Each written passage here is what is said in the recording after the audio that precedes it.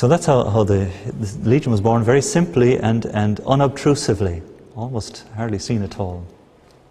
So in the meantime, Frank is living this powerful spiritual life of deep prayer, daily Mass.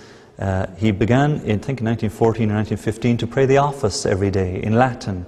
And it used to take him at least an hour and a half, and his Latin, he had to brush up on his Latin to become conversant with the office, but he said that every day he never missed a line of the divine office all his life long. He began, I think, 1915 was his first trip here. On the picture, he went to Lough Derg in County Donegal. Now, Lough Derg is not for the faint-hearted. It's a tough place of pilgrimage, if you've heard of it. It's an island out in a lake, and you go there for 3 days. The first day, you don't eat, you don't drink, you fast, but once a day you're allowed to eat like dry bread and black tea or black coffee. That's your diet for the 3 days. You must be in bare feet, take off your shoes and socks, and you must pray almost incessantly. I did it once, and it's not easy. It's not easy. It's cold, and if it's raining, it's cold, and if it's warm, you have the bugs, the mosquitoes are eating you alive because you're next to the water. And you can't go anywhere because you're on an island, and you're stuck there, and you sort of pray, pray, and pray. And I remember being there thinking, well, what am I doing here? This is nuts. I gotta be mad.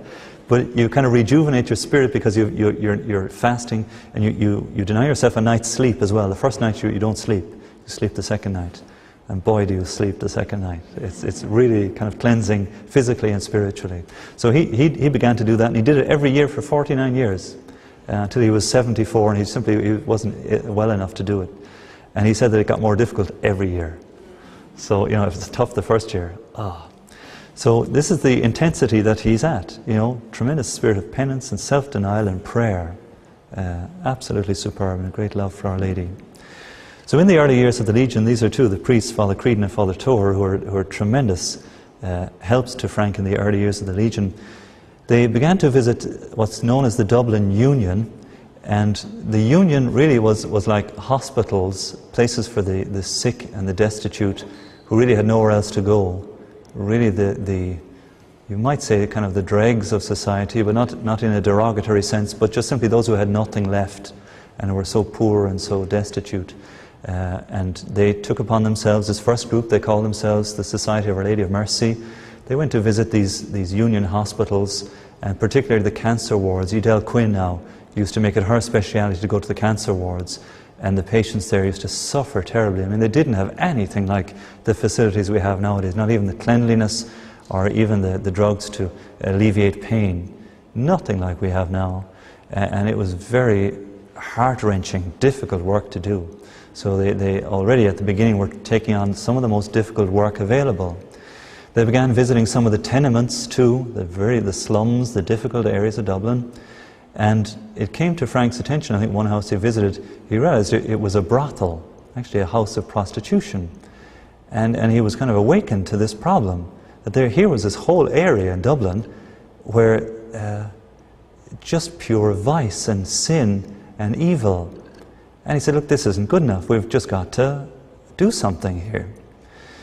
So they took it upon themselves to investigate what could be done. And this area he writes about in the book called Miracles on Tap, and he refers to it as Bentley Place, but that's not his real name.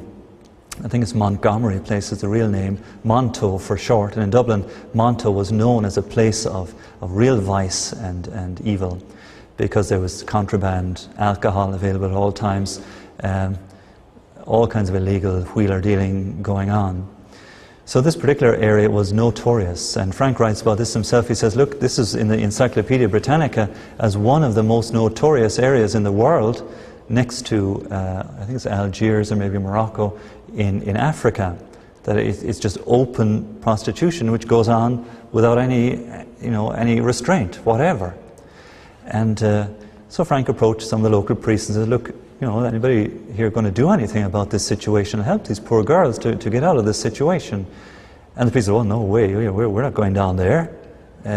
Our reputation, we couldn't be seen down there, and people will start talking, And anyway, it's extremely violent down there. People have been known to go down there and not come out alive. You got to be nuts.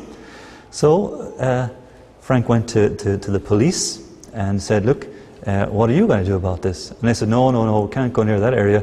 It's just as well we have it contained in a nice small area, and then it's not going to spread all over the place. So we just leave well enough alone, and we turn a blind eye, and it's okay, it's fine, don't you worry about it.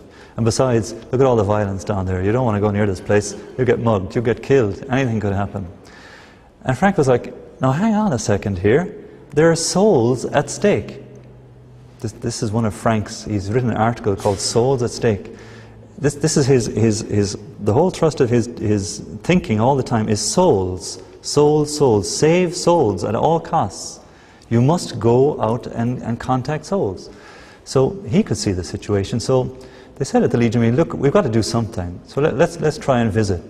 So what Frank said, what I'll try and do is I'll see if I can at least get one of the priests to come down with me, and that if I'm seen on the streets with him, then maybe they'll, at least that'll be an introduction for me to the area that I'm with the priest, and they'll know I'm not a client, that I'm with the priest, and that I don't have any plan underfoot or anything. So he went to the priest and said, look, will you do this much with me at least? And the priest says, nope, I'm not going near it, not a chance. Wild horses are going to drag me down to that place. I've got my reputation to think about. So Frank said, okay, we'll have to put it into the hands of Our Lady, and we'll have to do something. So they got the name of one of the girls down there. Mary Tate was her name. In the book he calls her Mary Lyon, just to change the names. And she was living in number 8. So they memorized this little ditty, Mary Tate of number 8, and they went down the street to visit. And normally they'd visit from door to door, starting at the first door, but this time they went right down the street. They had to find number 8. And they were petrified going down this street, because they knew there was pimps and bullies and all kinds of tough guys around waiting to question anybody who entered their territory. So the first thing they do, they see these guys. They went to early morning when business would obviously be slack, and went down the street, Frank and another lady, legionary, male, female, and went down the street and looking around and wondering what's going to happen next, who's going to come at us here. And next thing, a guy who was leaning, there was guys leaning against walls all over the place, and this guy on near them, leaning against a window, kind of staggered out and made for them, went to go for, and they thought, Frank was getting ready to use that strength of his, and next thing the guy puts out his hand, and he says, Frank Duff, great to meet you, I haven't seen you in ages, and he was full of drinking. He says, you helped me, so many years ago on the other side of Dublin, I really appreciate what you did for me, and he said this was it. This was the providential opening they needed. The other guys could see, look, this guy is known, he's okay, he's safe, he's fine. Let him get on to do whatever he has to do. So he says, where's number 8? And he showed him down to number 8, went in the door, and the other lady was with him, and they said, we're looking for Mary Tate, is she here? And he said, yeah, come on, and actually she's over here, she's on the bed, and we think she's dying. They went in, and Frank looked, and it was deplorable conditions now. You can imagine the dirt and filth, probably a stench of alcohol around the place. They used to drink methylated spirits. It was awful, and he described some of the circumstances. He said it was like a witch's gathering, He said it was just hideous to behold when they used to do this stuff. But anyway, they were invited in, and the girl said, look, we think she's dying. And they went over, and he looked at her, and she was seriously sick, probably one of the many diseases that the poor girls would catch. And he kind of looked at her and he said, well, what are you going to do? Are you just going to leave her die there like a dog? You've got to do something. And straight away he took command of the situation. So already the roles were reversed. He was in charge now, and it wasn't, he was dictating the pace. So he said, look, we've got to get her to a hospital. So he went outside, he called one of the bullies, one of the guys against one of them. I said, look, you go get a cab. We've got to take this Mary Tate to hospital, and you move it. And the guy, he obeyed immediately. There was no question. He got the cab, brought the girl to hospital, and she survived about 3 or 4 weeks. But in the meantime, she had been brought back to the sacraments, brought back to the faith, and she died a holy death.